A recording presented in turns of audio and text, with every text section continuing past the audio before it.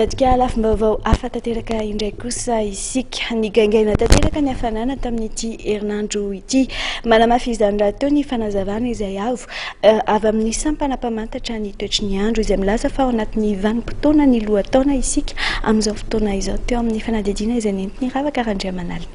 Nahatratra hatrany amin'ny 2.3 degré Celsius ny maripana avo indrindra tamin'ity herinandro ity ho an'Antananarivo izay manapirofo fa tena migagaina tokoa ny hafanana ny ainatsika araka nambaran'ny teknisiana mpamantatra ny toetrandro eny Ampasapito.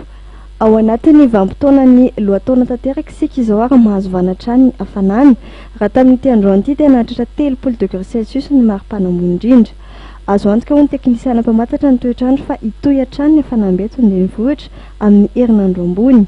Ity vanim-potoana ny lohataona ity ny hanomana sara taona tapany faharoa dia toetra amin'ny volana novambra izao izay anombohana ny vanim-potoana ny fahavaratra. Fanentanana nety ny sambana mpamantatra ny toetrandro moa ny tokony anaovana ireo fitafy mifanaraka amin'ny toetrandro sy hitondra ireo kojakoja samihafa iarovana amin'ny herin'ny masoandro amin'ny hoditra toy ny satroka sy ny solomaso miaro amin'ny herin'ny masoandro.